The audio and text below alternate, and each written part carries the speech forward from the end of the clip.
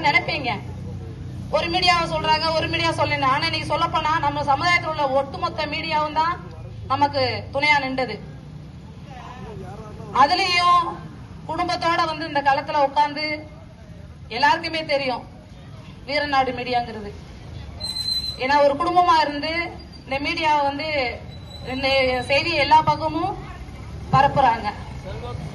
அப்படிங்கும் போது நம்மளுடைய மீடியாக்கள் இல்லாம நம்ம மக்களுடைய நியூஸ் வெளியில போகல. அதனால முதல்ல மீடியா வச்சு நடத்துற எல்லாருக்குமே நான் நன்றியை தெரிவித்துக் கொள்கிறேன். ஃபர்ஸ்ட்.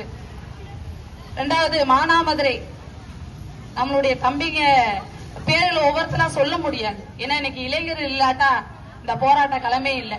என்ன பொறுத்தவரை இளைஞர்களுடைய அடுத்த தலைமுறையே நம்மளுடைய இளைஞர்கள் தான். அவங்களுடைய சப்போர்ட் தான் நமக்கு ஃபர்ஸ்ட்.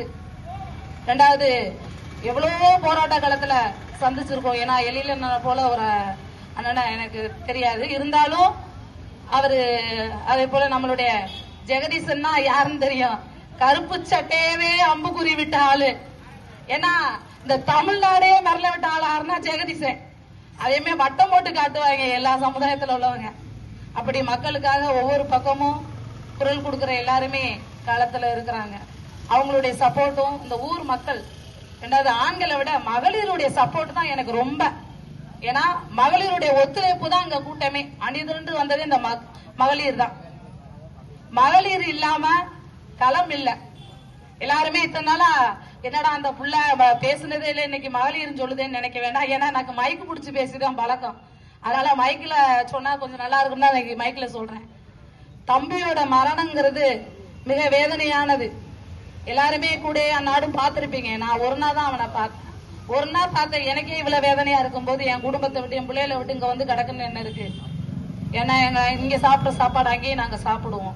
ஆனா என் வீட்டுல உள்ள என் பிள்ளைகளுக்கு என்னை பெத்தவங்களுக்கும் இன்னும் வரைக்கும் டிபார்ட்மெண்ட்ல உள்ளவங்க எங்க வீட்டுக்கே இன்ஃபார்ம் பண்ணி மிரட்டல் விடுறாங்க. உன் பிள்ளை ஏன் அங்க களத்துல இருக்குன்னு. அதுக்கெல்லாம் 5 ஆளா நானு எத்தனையோ காலத்தை பார்த்துட்டு வந்துட்டேன். என்ன பண்ண முடியும்? மிஞ்சி மிஞ்சி போனா வழக்குகளை போடுவாங்க, இல்லைன்னா எங்களை கூப்பிட்டு மிரட்டுவாங்க, கைது பண்ணுவாங்க. இதே அஞ்சுமுக்கு ரோட்ல இளம்னு ஒரு பிரச்சனைல வண்டிகளை வச்சு மிரட்டல் விட்டா. இதே டிஎஸ்பி தான் மிரட்டல் விட்டாரு. இருக்கிற மொத்த கேஸை உன்னை தூக்கி போட்டு உள்ள வச்சிருவேன். எங்கனையாவது போராட்டம் போய் போராட்ட காலத்துல நின்று பேசின காவல்துறையை குறை சொல்லிக்கிட்டு உன்னை எத்தனை வழக்கையும் போட வேண்டாம்.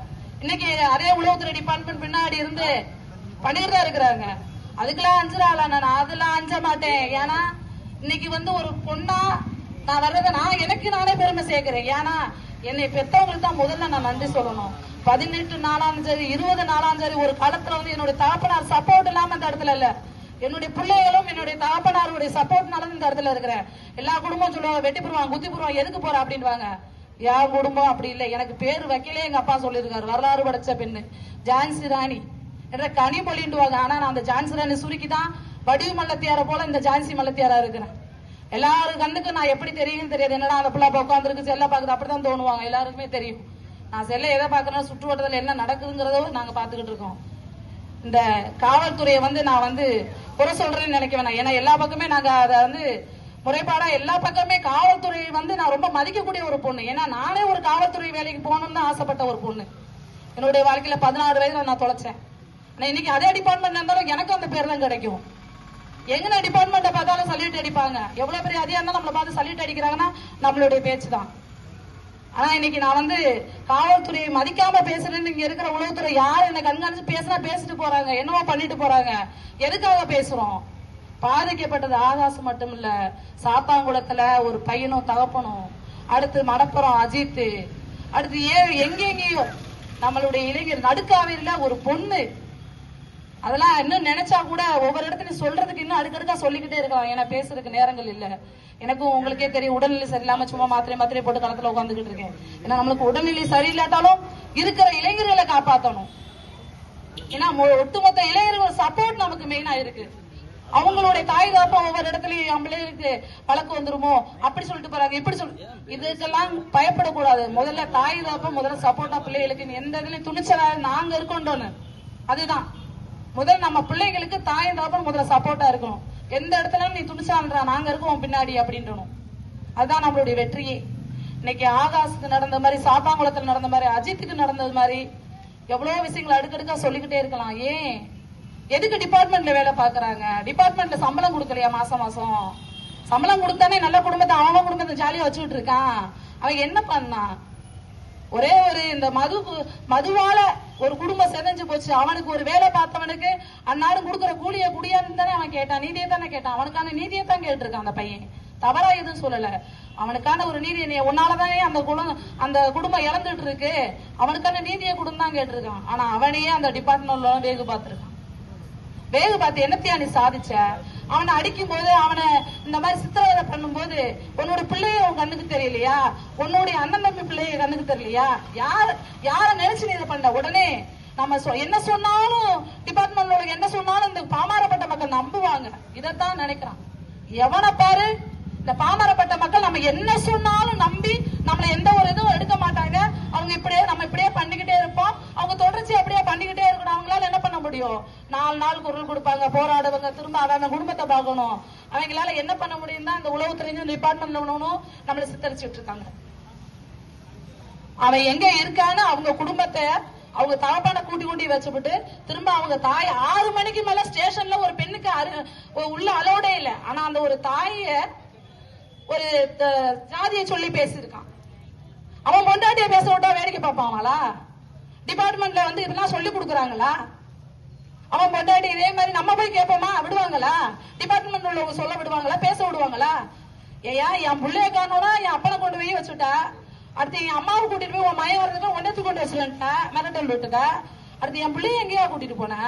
குதிக்காத ஒருத்தனை போய் குதிச்சோம்னு ஒரு பரப்பி அவன் ஏன் உண்மையே அதான் கடவுள் இருக்கான். எங்களுக்கு கடவுள் இருக்கிறதுனாலதான் அவனை காட்டி கொடுத்துட்டு அவன் ஒரு நீதிபதி உண்மையை சொல்லியிருக்கான். நீ அடிக்கிறையே, அந்த அடிக்கும் போது உன்னுடைய பிள்ளை அவன் அலற சத்தத்துல உன் பிள்ளைங்க தோணலையா? உன் அண்ணன் தம்பி தோணலையா? அந்த கல்லை கீழே வச்சு கல்லுக்கு மேல காலை வச்சு சாக்க கெட்டி நீ அடையாளம் தெரியாம அடிச்சாலும் கடவுள் காட்டி கொடுக்க மாட்டாரா? அவன் என்ன துடிச்சிருப்பான்? அவன் துடிச்ச துடிய நீ துடிக்க வேணாமா? நீதித்துறையும் பார்த்துட்டு தானே இருக்கு, இந்த தமிழக அரசும் பார்த்துட்டு தானே இருக்கு.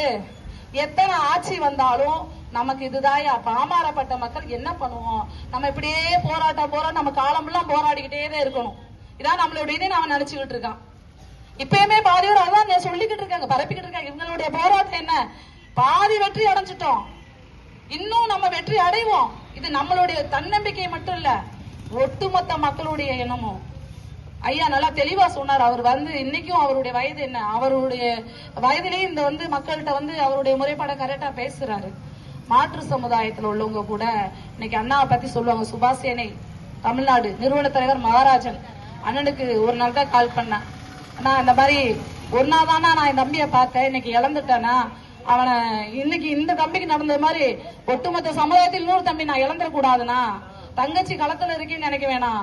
நம்ம பிள்ளைய கொடுத்ததுக்காக நீ களத்துக்கு வானான்னு சொன்ன ஒரு காரணத்தினால இந்த சமுதாயத்தெல்லாம் தடுத்து அவருடைய சமுதாயத்திலே அவரை விமர்சனம் பண்றான் தற்கூரி நாயிங்க.